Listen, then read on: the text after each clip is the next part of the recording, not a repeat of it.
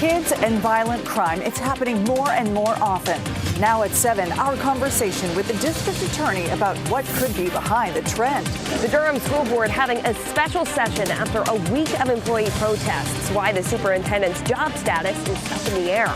Get ready for a break from the winter chill. I'm counting down the hours to a major warm-up and how long it will last. Then Category 6 hurricanes aren't a reality yet, but a new study says they should be.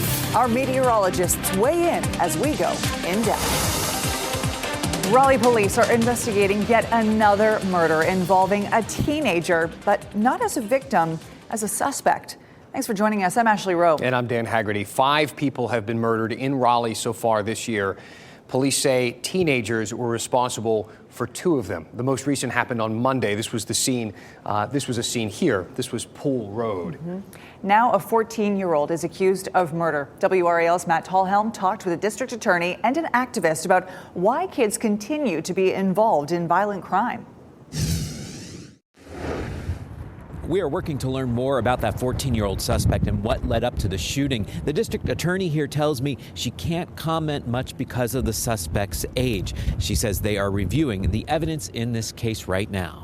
Unfortunately, we have seen a real increase in very violent crime from juveniles. Wake County District Attorney Lauren Freeman says her office is now handling 12 homicide cases with a juvenile as a suspect in just the last year and a half. There is a proliferation of weapons, of guns on the streets, and I think the common theme that we see over and over again in these cases is the easy access to weapons. The latest involves a 14-year-old accused of shooting and killing a man Monday afternoon on Pool Road in Raleigh. The teen is charged with murder on a juvenile petition.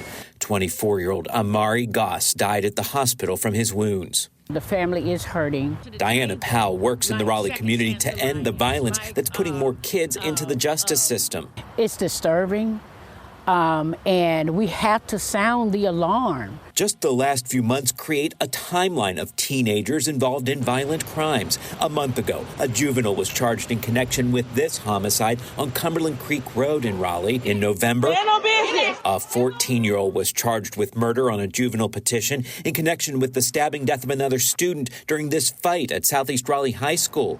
In July, police say a 17-year-old shot 3 people at a home on Orchard Hollow Lane, killing a woman. Powell is calling for the community to come together now and put more resources toward getting at the root of the violence. What is happening in the home? Where are the parents? Are the parents aware?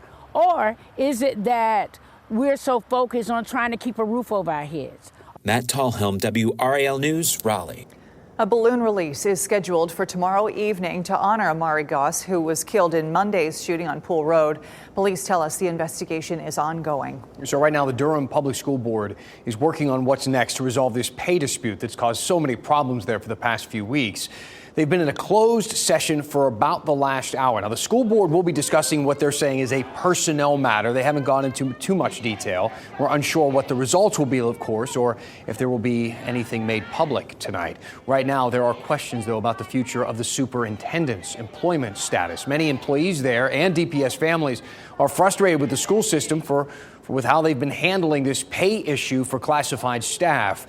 They've held protests, of course, that you see here, and walkouts trying to put pressure on DPS to quickly come up with a solution. They also want leaders to be held accountable for the error, including the superintendent. But there are other groups that don't think he should be the person to be in trouble here. They're speaking out against that idea.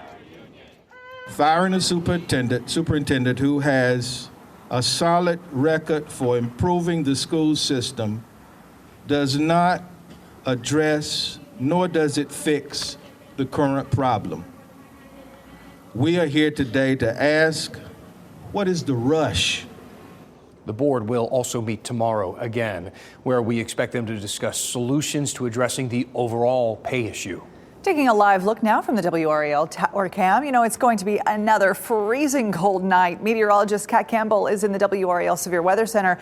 Kat, you're saying that we could even dip below freezing tonight. Absolutely. And, you know, you're going to need your jacket again as you head outside tomorrow morning, 29 degrees. But we get a break from the freezing temperatures after tonight. Let that carry you through. The next freezing morning after tonight won't be until next Thursday. So we'll at least get a little bit of a break, and you'll go from jackets likely to T-shirts by the weekend. Tonight's lows town by town get down to 24 in Roxborough, 28 degrees in Durham, Rocky Mount, 29 for Raleigh and Fayetteville, and 28 degrees in Southern Pines. At the bus stop in the morning, temperatures are going to be in the low to mid 30s. It's mostly sunny to start the day. Our south wind kicks in during the day tomorrow, though, and that leads to some milder temperatures. By the time the kids are heading home, we're up to 60 for the high tomorrow, and the warming trend will continue as this ridge of high pressure builds east. I'll have a closer look at the warm up for the weekend coming up. Well, at least the jackets can come off in the afternoon tomorrow. Thanks, Kat. Flags flying at half-staff in Harnett County today, honoring Deputy Chris Johnson. He died yesterday after his vehicle crossed the center line and hit a tractor trailer.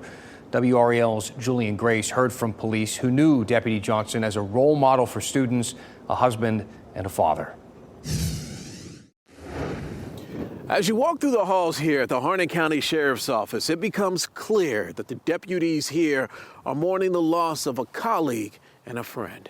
It's been a busy day inside the Harnett County Sheriff's Office. I was sending a message out to all the employees here, tell them, during this time, how proud I am of them, the professionalism they showed yesterday.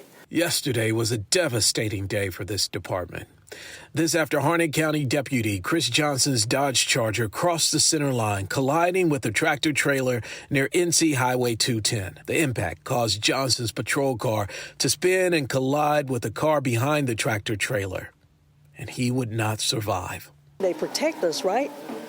And whenever they pass, hey, it hurts bad. It's like family. Harnett County Deputy Johnson was a 25-plus year law enforcement veteran. But more importantly, he was a husband and a dad to 4 children who enjoyed working as an SRO. The kids out at Highland Middle School where he was at, the school superintendent called me today and said the kids out there were having a hard time. We kept our interview short with Sheriff Coates this afternoon because he had more pressing matters on his agenda. What are you about to go do right now? I'm going to see the family. We're learning no charges will be filed in the crash, and so far no details have been released about services. Reporting in Harnett County, Julian Grace, WRAL News. Just so terribly sad. A large community missing him tonight. An Ohio man is charged with threatening to kill North Carolina Senator Todd Johnson, who represents Union and Cabarrus counties. 38-year-old Nicholas Daniels was arrested yesterday. Authorities say he wrote Johnson on Facebook Messenger saying he was going to kill him, his wife, and children.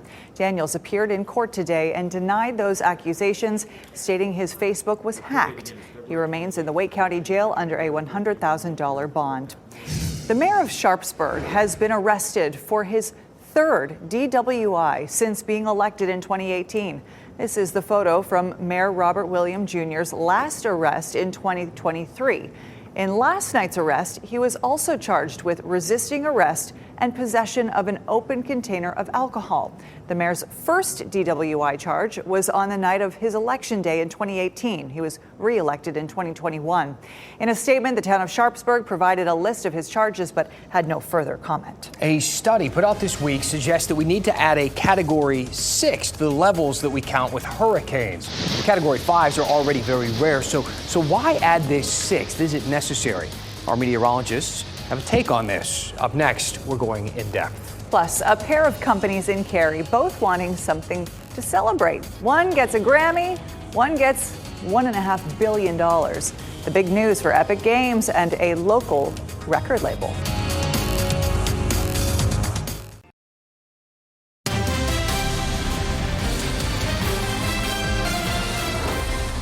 So maybe you've seen this headline this week. Category 6.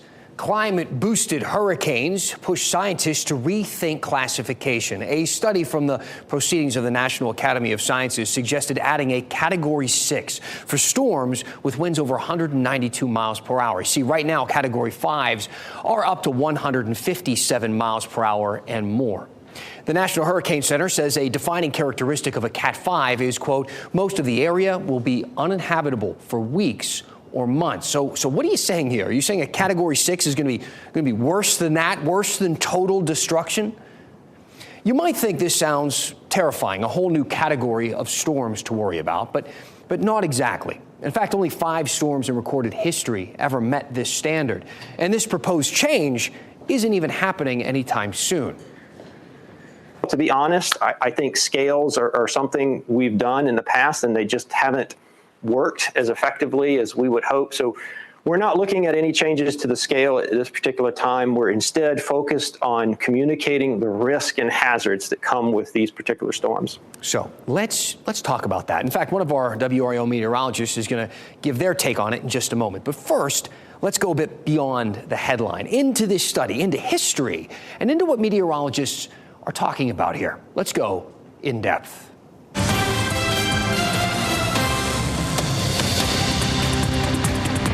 And let's start with this study that everybody's talking about. What is exactly the goal here? What are these scientists hoping to gain by adding a 6th hurricane category? They say the current one just isn't good enough. Quote, the open-endedness of the scale can lead to underestimation of risk. Global warming increases the likelihood that other storms reach such intense wind speeds. And it's true, storms are getting stronger and faster within the last 40 years. Just this past hurricane season, Hurricane Idalia went from tropical storm to a Cat 4 in just 3 days, making landfall as a Cat 3.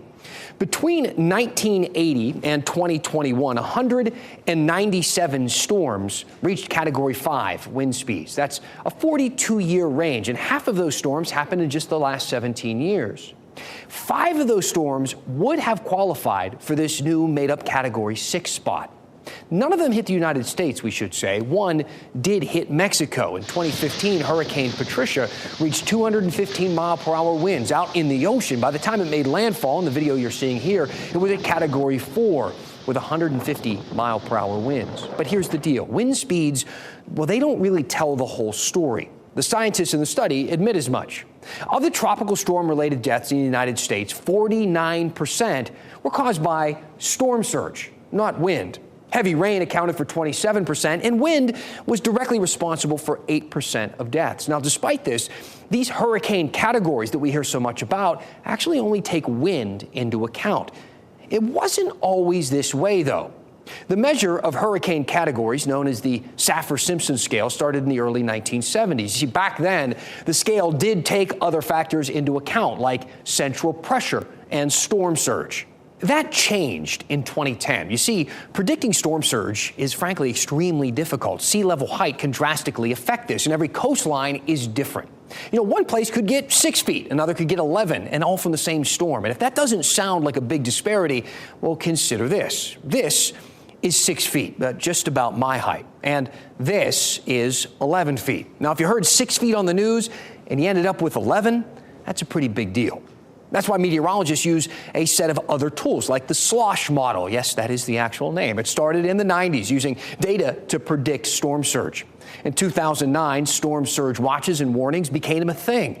In 2016, the NHC got a new tool, the potential storm surge flooding map, which they still use today. And none of this is considered when determining the category strength of a storm. Now, as I mentioned, we would get a WRAL meteorologist to comment on this. Kat Campbell joining us now. Kat, hopefully we're on the right track with this segment, but it certainly seems like there are a whole lot of components to consider aside from just the category when it comes to wind speed. Absolutely, Dan. And, you know, it's an interesting conversation to start, but the greater and the more pressing issue is certainly the lack of storm surge and flooding being considered when you decide the category of a hurricane in the first place. And if we're talking climate change, in the warmer climate, hurricanes aren't just getting stronger, but they're slowing down. And when they slow down, they dump more heavy rain. Flooding becomes an even bigger concern. And water is the deadliest part of a hurricane, like you mentioned. So we need to prioritize the messaging here instead of just focusing on the wind speeds and this Category 6 issue. You know, a lot of people listen to that number. That's the one they pay attention to when something's headed toward the coast. Do you think we need this Category 6 definition? Well, you know, would you respond differently if I said a Category 5 is headed your way versus a Category 6? Probably not. Either way, you're concerned. And I don't think that we're going to need this Category 6 in the near future. And I don't think if you're watching right now that this is something you need to be panicked about. So let's put it this way. Of the 5 hurricanes that would have reached the hypothetical Category 6 status, none of them were in the Atlantic Basin. Only one was in the Eastern Pacific, and it was only a Category 6 theoretically over water. The majority of these are typhoons in other parts of the world, and other parts of the world with typhoons, they don't even use our Category 1, 2, 3, 4, 5. So what's the point of adding a Category 6 for only one hurricane in history that would have met this? I don't think it's a concern as of right now, but it could be in the future more. Is this something that could happen? Could we start seeing Category 6 part of the typical storm cycle? No, I don't think that this is going to happen anytime soon, and NOAA's deputy director backed that up. It's a government agency. It takes a lot of time for there to be change. It's worth revisiting this in the future, but not a priority right now for the organization. You bet. Kat, thank you so much for clearing this up. That's why we bring in the experts. And I'll leave you with this. Just like Kat said, this isn't all about the category. It's more about the impact. Category 1, 2, and 3 hurricanes can still be catastrophic. Of course, many of you remember Hurricane Fran, a Cat 3 that made landfall in Cape Fear in 1996. 27 people died in that storm. It caused $5 billion in damage. And then there's Hurricane Florence in 2018. That made landfall at Wrightsville Beach. That was a Category 1 and killed 54 people, along with another $24 billion in damage. Storms, yes, with faster winds can be more deadly, but bigger, slower storms can be too. Either way, you shouldn't be concerned necessarily with that number, whether it's a Category 1, 2, 5, 6, 100. The real concern is just the word hurricane. When you hear that, being prepared, taking action, listening to our local meteorologists like Kat can make all of the difference. Let me know what you think about this story. How about climate change and its impact on our weather?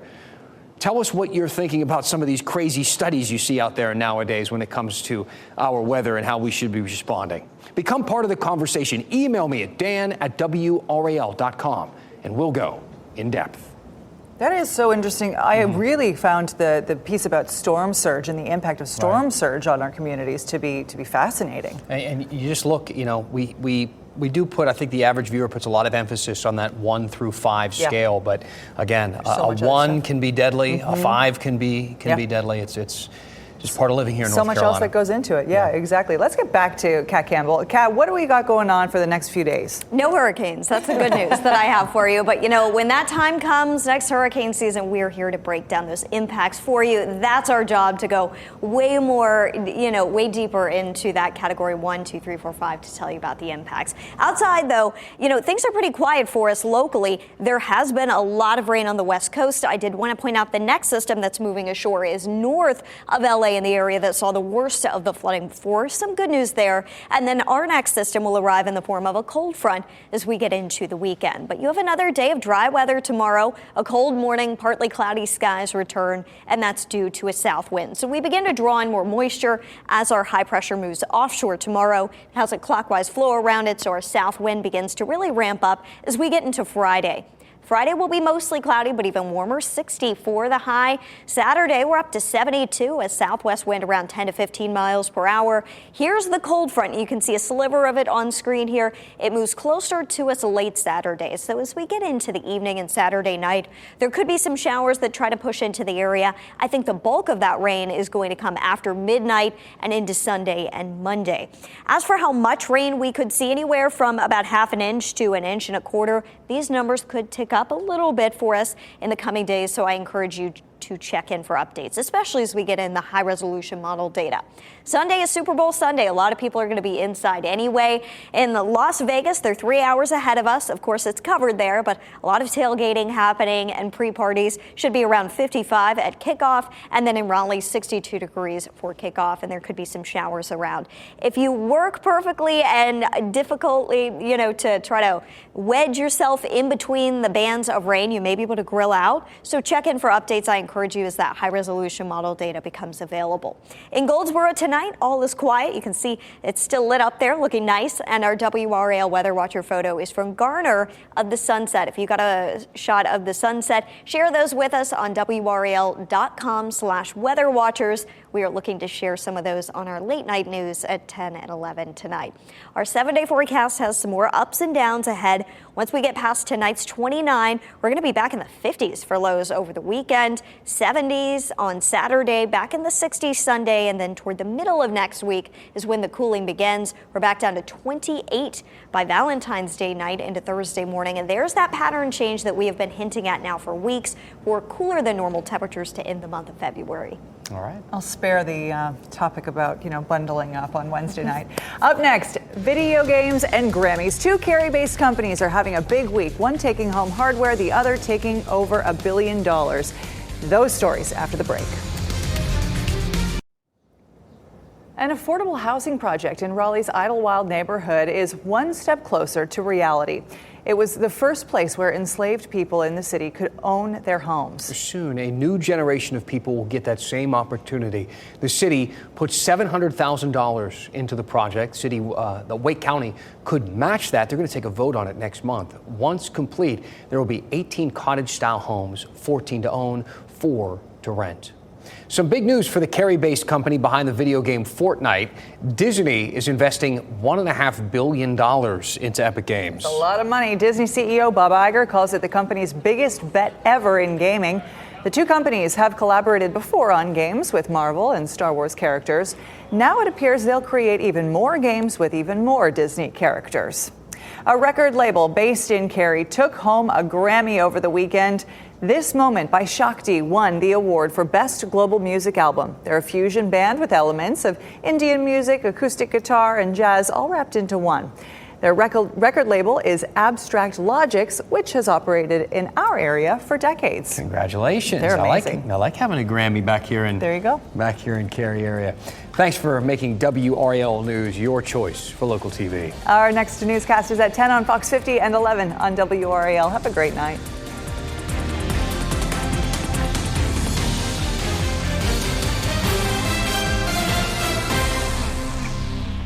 Keep watching WRAL News over the air Channel 34 and Spectrum Channel 1257.